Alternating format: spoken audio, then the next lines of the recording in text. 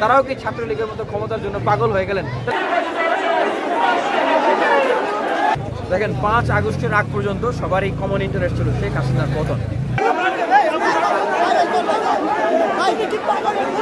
দেখেন যারা নতুন ছাত্র সংগঠন করেছেন তারাই তো আসলে বাংলাদেশের সকল ছাত্রদের প্রতিনিধিত্ব করেন না।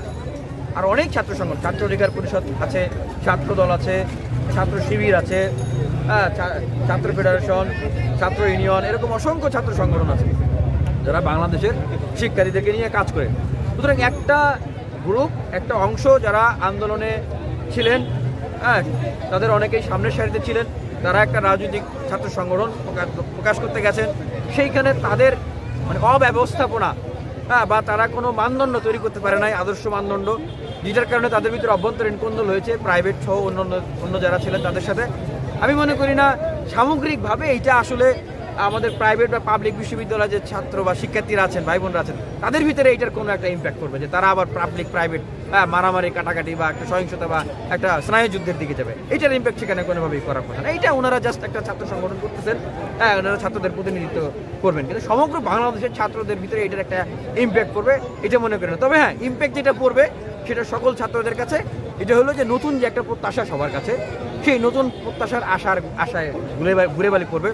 তারা আহত হবেন, কষ্ট পাবেন যে হ্যাঁ, যে এই অভ্যুত্থানের যে স্পিরিট, সেই স্পিরিটকে ধারণ করে বলে যারা মনে করছেন তারা কেন এই ধরনের কার্য করবেন? তারাও কি তাহলে ক্ষমতার জন্য উন্মাদ হয়ে গেলেন?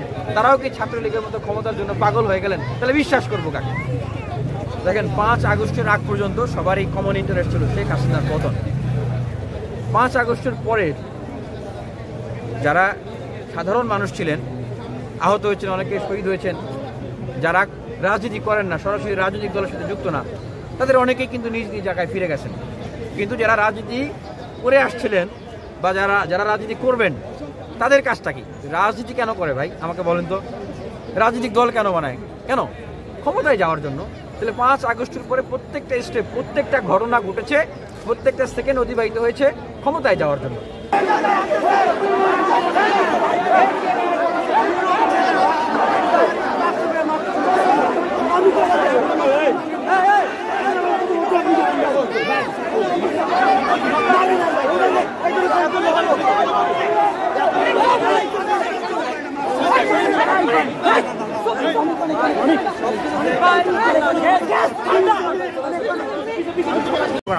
এবং বৈষম্যবিরোধী আন্দোলনের নেতারাও শুরুর দিকে যে কথাগুলো বলতেন যে আমরা সবাইকে নিয়ে কাজ করবো, আমরা রাজনীতি করবো না, আমরা অরাজনৈতিক, সবাই আমাদের কাছে আসেন, আমাদের সাথে বসেন, নাগরিক কমিটি করলাম, আমরা সবার সাথে আলোচনা করবো, সবাইকে নিয়ে আগাবো, সবাইকে নিয়ে সংস্কার করবো, এইটা বলে এখন ঐক্যের কথা বলে তারা কিন্তু এখন বিভাজনের রাজনীতি করতেছে, উস্কে দিচ্ছে বিভাজনকে।